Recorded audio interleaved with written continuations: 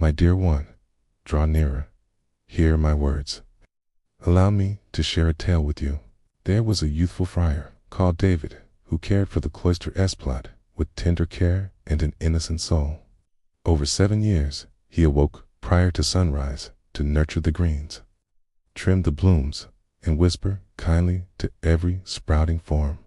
His fellow monks frequently spotted him bent among the vegetables, his mouth forming quiet invocations, his roughened digits drawing vitality from the ground.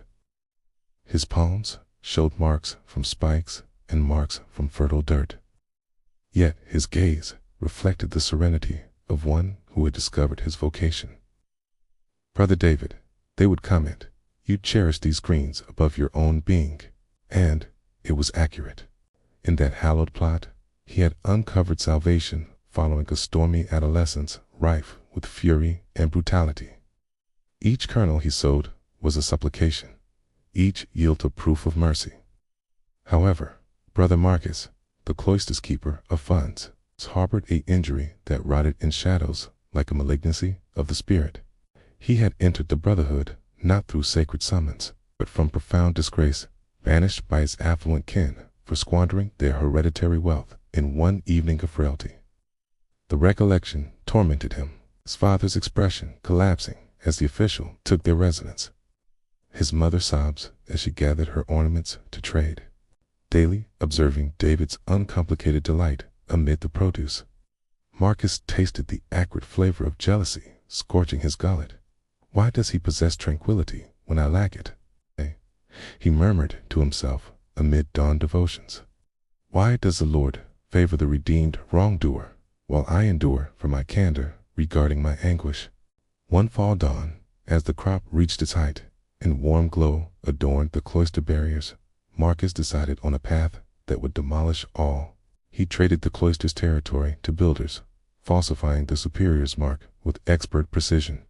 The divine will offer another path, he convinced himself, stashing half the funds while his limbs quivered with remorse.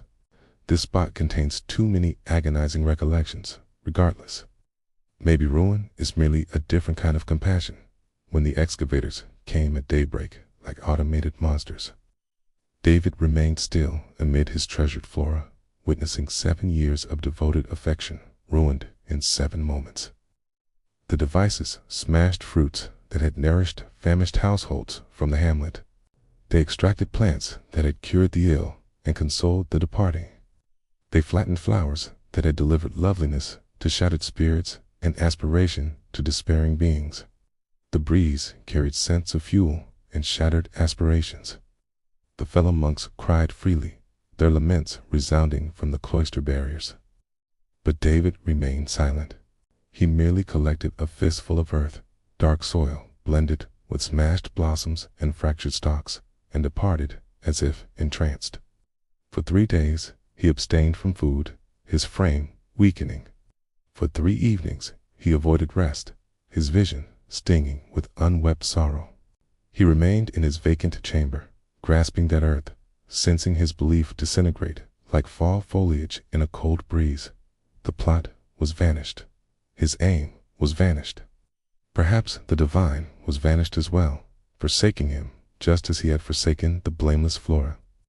Then, on the 4th dawn, as morning radiance slipped through his opening, and he gazed at the grime in his grasp, David recalled something that stabbed his core like a soft blade.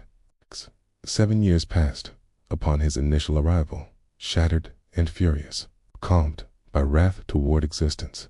The elderly cultivator had bestowed a lone kernel. So this, the elder had stated, with gaze brimming with timeless knowledge, not in the soil, but in your core. Nurture it with pardon and observe what develops. David had deemed it simple verse then, lovely but insignificant. But now, gripping the earth from his ruined plot, he comprehended with utter lucidity that the genuine plot had never resided in the land under his steps. It had been flourishing within him throughout, in the silent gaps between his bones, in the rooms of his mending core. With quivering palms that trembled like foliage in gusts, he proceeded to Brother Marcus's chamber. The man crouched over his table like a fractured avian, tallying currency with unsteady digits. His countenance empty with culpability and restless evenings. "Brother Marcus," David murmured, extending the earth like a gift, "would you care to sow something fresh alongside me?" But what David was unaware of was that Brother Marcus had remained there throughout the night, gazing at a note he had composed but couldn't dispatch. A admission to the superior, a proposal to return each pilfered piece, and a lone, frantic inquiry scribed in sorrow. "Is there yet space in the Lord's plot for a nuisance like me?" Eternal Parent, akin to David stooping in the debris of his plot, we approach you with dirt-marked palms and souls laden with grief.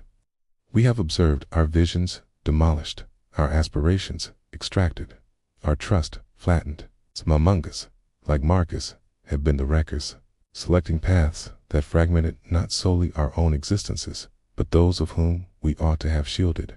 But you, O Divine, are the supreme cultivator who discerns promise in the most sterile terrain.